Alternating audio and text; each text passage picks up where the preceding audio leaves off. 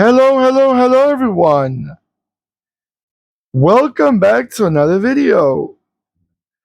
Now, let's check it out. Let's see what we got for you right now. If you find this card to be quite rare, quite strange, not a model that you've probably seen before, but you are probably in a big group of us that we probably never seen this model before because they are not easy to find. Let's see what we got for you right now. We have for you right now a 143 scale Maserati Quattroporte. Now, this is the first generation. As you're probably familiar with Maserati Quattroporte. Nowadays, they're not common, but you probably see one or two a week, more or less. You see them around. Depends on what city you live in. They're expensive cars, luxury cars, but this model I never seen them before. Now, being the first generation, it came out in 1963 all the way down to 1969. Okay, now this model right here, uh, let's see,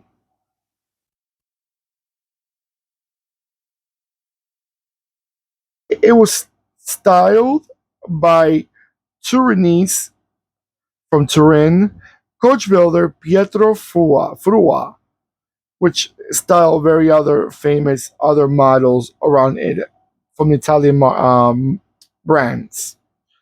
Now, the first generation, engine wise, so you know more or less what they carry.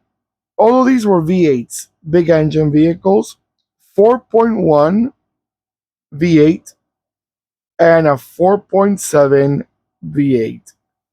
Now, transmission wise, they had a 5-speed manual and a 3-speed Borg Warner automatic. Not sure what Borg Warner, maybe it's a brand of automatic transmissions. Now, this model is the one that opened the door to the Quattroporte, which I guess little by little they start getting more popular and more popular. This car actually competed. It was the direct competitor to other Grand tour car, like big luxury cars, which was the Faisal Vega and the Laganda. The Laganda, it's is a nice Aston Martin Laganda. It's a very weird, very strange looking car that was produced by Aston Martin. Now, this vehicle, I love it too. I love the interior color. I was gonna say two tone, but it's not a two tone because the interior is always different from the outside. But it's such a bright, and it looks so long.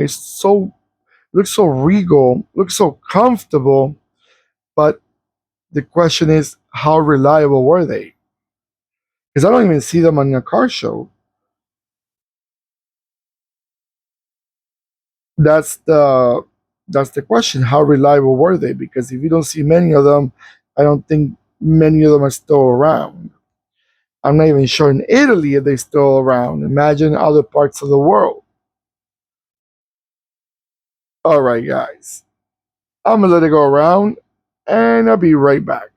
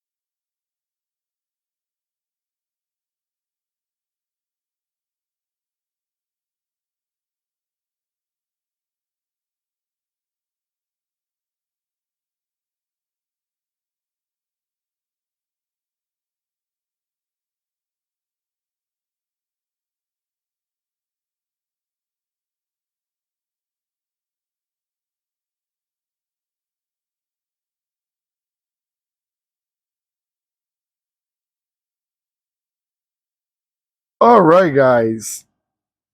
So, what do you guys think about this beautiful looking luxurious Italian car? Now, one thing I was reading as it was going around, this is the refreshed version of the first generation from 1963 to 1965. It had the headlights were solid full headlights each side. This one, it's twin round headlights. It needs the quad. They call them quad when it's four headlights altogether. It's one two. But this is the one with the round headlights. So this is 1966 to 1969. You see, you always learn something new. I didn't even know that myself. I didn't know much about this car to tell you the truth, but I find it very, very attractive. Yes, but I wonder maybe it was very expensive the era that came by. Maybe they didn't export it to many countries. Not really sure why there are not many around. Because the third generation thing is the one that's very long, but that one you do find them a few of them still around. Like the one that was from 1979, I still see them around sometimes. Not many, not much, but they're classic now. This is even more of a classic. All right, guys. So don't forget to give me that beautiful thumbs up.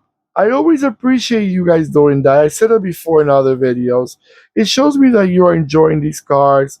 I'm posting all type of different cars, from luxury models to sports cars to commercial vans, pickups, because they're all part of the industry. And I like that. I don't want to keep it to a certain type. Let me know in the comments below. Do you remember seeing these Maseratis? Maybe you still see them on a car show or in a museum. Maybe you travel to a certain country and they were there. Like maybe some rich folk have one and they just take it off on a Sunday drive. All right, guys.